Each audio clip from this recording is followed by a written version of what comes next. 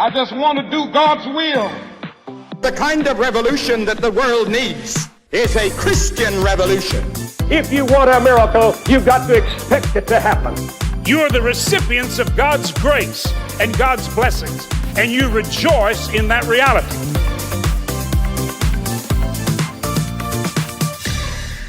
Welcome to Life Today Live. Randy Robinson here. Good to have you on with us on today. I'm excited because I'm a longtime listener of Dennis Prager's radio program. We've had the honor of having him on the Life Today broadcast show. And he joins us today to talk about the book of Numbers, a part of his Rational Bible series. And for those of you who know, Numbers, kind of leads off the Israelites at Mount Sinai, takes them through the wilderness all the way to just entering the promised land. So there's a lot of good stories, but a lot of good lessons. And so this is going to be very instructional for you, regardless of your background. So appreciate you guys being here. Dennis Prager, man, I'm excited to have you on the program. Welcome, sir. It's wonderful to be with you. This is the project of my life, the 5-volume commentary. It'll be a 10-year project and 50 years of teaching it. And it's done. I do it from the biblical Hebrew, which I'm lucky enough to know well. It's interesting. I often ask myself, if I didn't know the Hebrew, would I still be able to do this? And I think there's a lot of insight from people who only read it in their vernacular, in English in our case. But there's no doubt that knowing the Hebrew adds, I'll give you one little example that almost none of your listeners, no matter how much Bible they know, would probably be aware of this. There are two arcs, as it were. In other words, boats described as the ark in the Torah, in the first 5 books of the Bible. Noah's Ark, which is very famous, and the little container put on the Nile River by Moses's mother to save his life because Pharaoh was drowning baby Israelite boys is also called, the Hebrew is teva, which means ark. And if you know the Hebrew, it's mind-blowing. God saves the world with Noah's Ark, and God saves the chosen people with Moses' Ark. So it's a great little example of where knowing the language is immensely helpful. Well, I'm glad you bring that up because I find that that's one of the issues because, you're talking about the Torah, you're talking about a different culture, a different time, and when you get into a new language and 2,000, well, way more than that, but, thousands of years later, there's just a gap. There's just that kind of gap. So just quickly, the Rational Bible series, which, by the way, this is what the new one looks like. You can pre-order it now on Numbers. What is your approach to explain sort of those early books in the Bible so that we can relate to them better today? What's your Well, that's why so two things. First, just to answer the question about the gap, one of the reasons I believe that these books are divine books, not ultimately written by human beings, is that a series of books written in the late Bronze Age are utterly relevant today. Mm-hmm. If people did that, it would be very unlikely to happen. I have a piece in the Jerusalem Post from years ago. People could look it up. What is it? I think I give 14 arguments for why I think the Torah is divine. And it's worth reading, actually. Just put in Dennis Prager, Divinity of the Torah, Jerusalem Post. You'll be able to find it. But that's the magic, is that it is completely irrelevant. My approach is in the name, Rational Bible. So I differ not in outlook, but in methodology with many religious people, both Jew and Christian, in that my religious beliefs are entered into entirely through reason. I'll put it in a dramatic way. If it doesn't make sense, I don't accept it. And so, but that's part of the reason that my approach has been effective with a lot of non-religious people, because I never ask people to accept something on faith. I ask them to accept it on the basis of, does it make sense? And that's why I call it the rational Bible. And when you do it that way, it's incredible the insights that you'll get, including from this book, which has a very unsexy name, Numbers. Right.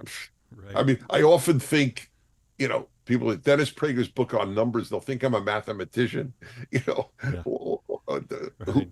wants to read a book on numbers. Right. But by the way, the Hebrew is quote unquote a sexier name, In the Wilderness. Yeah. Yeah, believe me, that's going to attract more readers than Numbers. Yeah. On the other hand, just to be fair, Exodus is way more enticing than the Hebrew name for the book, which is Names. So it goes in both directions. That's funny. I don't know. I wonder why the English said let's go with a better one for names than just the boring numbers. But so here, okay, your point about things making sense. That is actually one of the sticking points. I don't know for Jews, but definitely for Christians, when they're reading through the Torah and the book of Numbers, they're going, some of these things don't make sense. And Numbers, starts out, fleshing out some of the laws, the Old Covenant laws. Is there not anything in there that you struggle with as to whether it's rational or not? Yes, that's a great question. And yes, the answer is yes. And I always acknowledge that that's the case. So this one will blow your mind. The numbers given, talk about numbers, the numbers given of Israelites in the desert, in the wilderness, that was the single greatest irrational thing I was asked to accept in a literal reading of the Torah. And it made no sense that there were millions of people trekking through the desert when it says, and Moses spoke to the children of Israel. He spoke to 2 million people. I mean, before radio. Right. So, so what I wrote in the original volumes was, I have no answer to that problem. Okay. I wrote it. Okay. Then in writing Deuteronomy, I came across an explanation. And of course I incorporated it in Deuteronomy, but it's not present in Exodus. And it was by a scholar, it's a Christian scholar as it happens. And in a nutshell, it is this. Numbers in the ancient world did not reflect what numbers mean to us today. If you say, there were 617 people at the speech, there were 617 people at the speech. That's the way numbers are precise. Yeah. Numbers in the Bible are meant to convey ideas much more than numbers. I'll give an example. Unless you believe it's a coincidence that everything is 40, clearly 40 doesn't mean the number after 39. 40 days of the flood, 40 days and nights that Moses is on Sinai, right. 40 years that the Jews are in the desert. Give me a break. Is it just a coincidence that everything happened one after 39 or one before 41? No, 40 meant a period of time that God had made important. That's what it meant. And it's what it meant to the reader then. They didn't think, oh, it's the one after 39. So numbers have to be understood in that way. And this scholar showed in a study of numbers in ancient Middle Eastern societies that frequently they were a multiple of 10 of the actual number. And that was done in order to bolster their self-confidence and intimidate enemies. And when you do that, when you take the numbers of Israelites in the desert, and as 10 times who really was there, it makes perfect sense. So I incorporated that explanation, but I take credit. I admitted in the previous volume, in this case, Exodus, that I had no explanation for it. So, and this is an answer to your question. Did anything not make sense? That was the one thing. So, I mean, not to be rude, but does it matter so much? Whether something makes sense? No, no. Whether the number is 10 times the actual number, whether the number is Well, it 11. only matters in that I don't want to have to say at any time, it makes no sense to me, but that's what's written. That's not my approach. I admitted it. It didn't make sense to me. Yeah. For example, it said that that there were more people, that God says, or Moses says to the Israelites, you're not as numerous as the Canaanites. So you're telling me there were 4 million Canaanites? Nobody assumes that. So yes, making sense means a lot to me. God gave us reason. Yeah, I actually agree with you hugely in that. Is that common in Jewish literature? The idea of numbers meant to convey more of an idea than an exactitude? No. Oh yeah, yes, with 40, yes. Not with the numbers of Jews in the desert, but with the number 40, it's pointed out regularly. It is.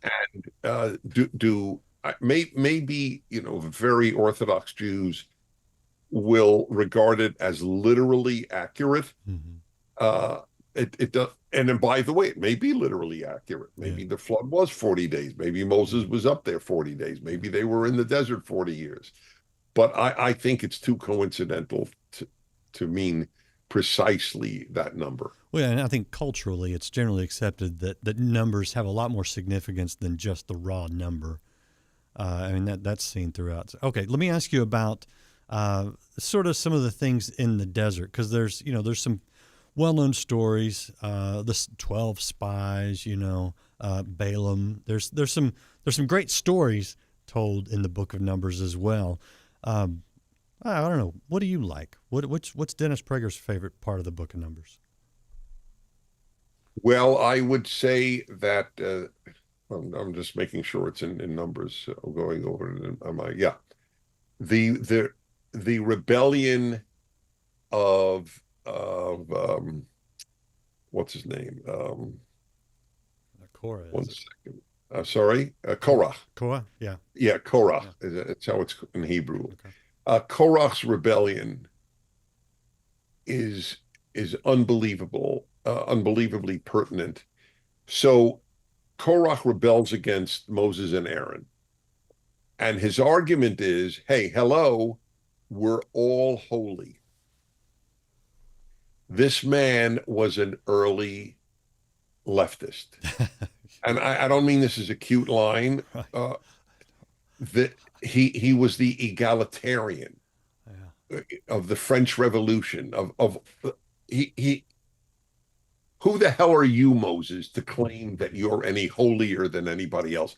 No, Moses led them out of Egypt. Moses, through God, did the 10 plagues, split the sea. Yeah. The glory of God out of a rock. The glory of God was on his face after being on the mountain. Yeah. Right? You might say he's earned the title holier than Korah. Right. I gotta say, whatever my ego, if I were alive then, I would have found the argument bizarre. Yes, Moses is definitely holier than me. I have no issue with that. So it's so fascinating.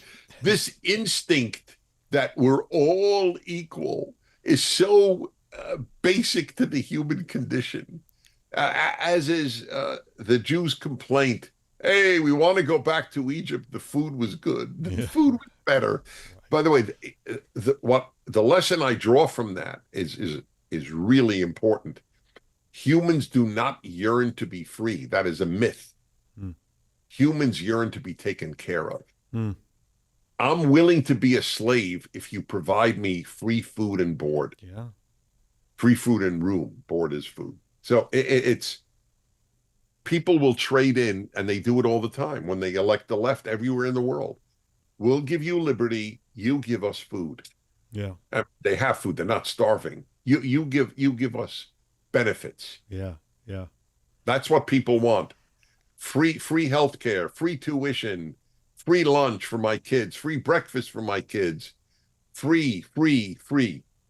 You know, the interesting thing that I see in the condition of humankind still today, and in the book of Numbers, is because you're talking about being delivered from slavery and then having to walk away from that, to leave that behind, to learn to trust God, to learn to obey before getting to your promised land. And it's the complaining, it's the disobedience, it's the stubbornness, it's the pride, as you point out with the rebellion of Korah. I still think a lot of people live between the delivery and the destination, and it's that desert kind of place. Yeah, that's right. That's why I subtitled it God and Man in the Wilderness.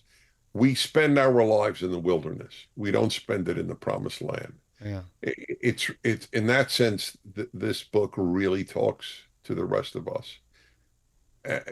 You have to make sense of the non-miraculous. I mean, there were miracles there, obviously. Manna from heaven. How did they eat? That was a miracle. But it's not miracle laden like Exodus was, for example. Mm-hmm. And that's, in effect, as you implied, we're all in the wilderness, and that's why I subtitled it that. So, yeah, it's funny because we do point to the miraculous as a reason for faith a lot of times, but would you say it's more in the effort that we put into it than in the miraculous? Yeah, well, let me tell you something. That is one of the 10 best questions I have ever been asked. But very few people have asked that, and it's everything to me. And I make it clear in the book. All these miracles, and how long did the Jews' faith last? With all the miracles, they just had 10 plagues and a splitting of the sea. I know. And then they worship a false god at Sinai. Yeah. Golden calf. Excuse me. It is a myth that miracles will keep people faithful. You have to work on faith. At least I do. Let me put it that way. Well, now I think you've got obviously biblical foundation for that. How do you do it? Oh, I know how I do it. I think different people will have different methods. I address that too. For me, the biggest single source of faith is the study of the Torah, the Bible generally, and especially the Torah. I have a saying you'll find of interest. I don't believe in the Torah because I believe in God. I believe in God because I believe in the Torah. It is so extraordinary.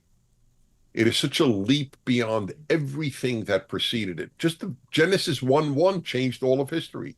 What? God created nature? God is not in nature? Yeah. That's the first time in history God is not in nature. Right. It's an utter revolution in human thought.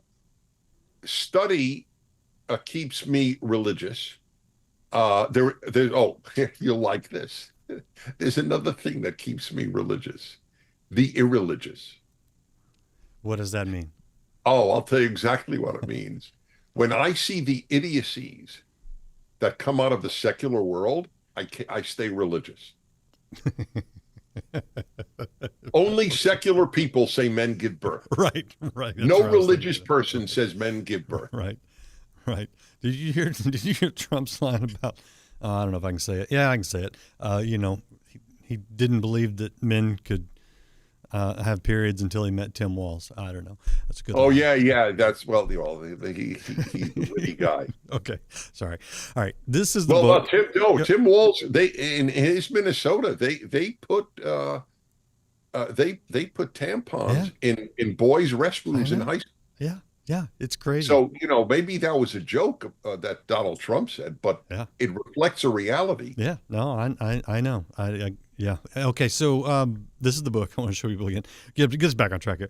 This is Numbers, God and Man in the Wilderness, part of the Rational Bible series by Dennis Prager. Pre-order it now. You'll get it, I think, late next week is when you'll get it. Well, you certainly get it for the holidays, and it's if I'm allowed to say, it's a meaningful gift. I don't mind. Yeah. I've written 10 books. The only books I promote without self-consciousness are the Rational Bible series, because nobody writes a commentary on Deuteronomy to make money. Let's be honest. I'll plug another one of your books. Happiness is a Serious Problem.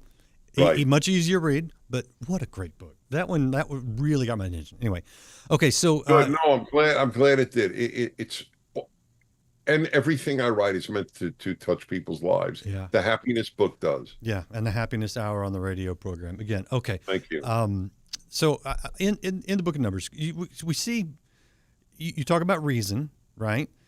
We see the craziness in the world sometimes. At the same time, I don't have issues with doubt that maybe some Christians would say, you're doubting Thomas is the phrase we use. I'm like, hey, look, he's like all of us, right? What role do you see doubt as playing? And I think we should define it. So I might ask you just that. But it's negative when they don't believe the spies. The two spies, Jacob and Caleb, when they said we can go in the promised land. There was doubt, but I don't know. What role do you see of doubt playing in faith, either good or bad?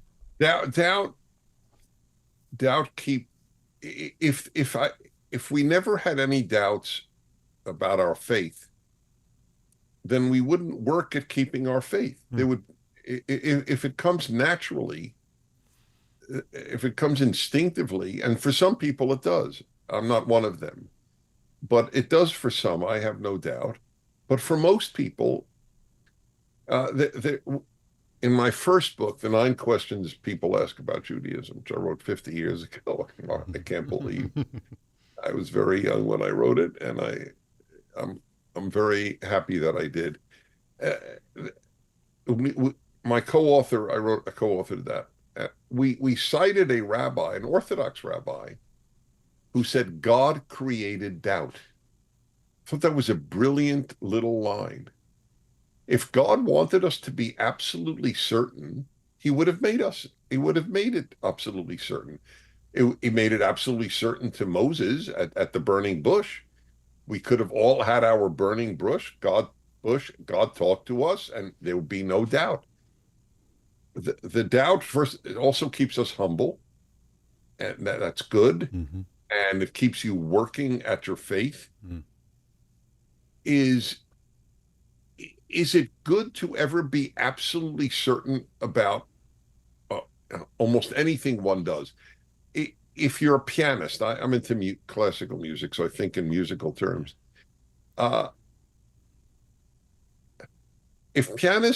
No pianist relies on their innate genius, and some of them are innately geniuses, to not practice. They know I have to practice, or with all my talent, I'm not going to be a great pianist. Yeah. It's just a given. Right. We have to practice faith. But if you didn't ever have any doubt, why would you practice? You just rely on the given. Mm-hmm. So it's quite all right to have doubts. Remember, and a lot of Christians, I always find this fascinating because I speak so much in churches and to Christian groups, a lot of Christians who know their Bible forget that Israel means struggle with God. The name of God's people is struggle with God. and that's not my definition. It's in the Bible. Yeah. That's what it means. Yeah. Yeah, I think that's fair. And that dovetails into another question I have before I let you go. Because, we hear it on TV and movies and cheesy pop songs about, following your heart and things like that. But you make the case strongly that our conscience is not morally reliable. And I think that's a really important understanding, because if you believe it, you can just follow your heart, even follow your reason, I would say. Or you even don't follow need your God. conscience. Well, yeah. So what's your bigger point there? Yeah. Because, Well, it's very simple. The worst human beings sleep well at night.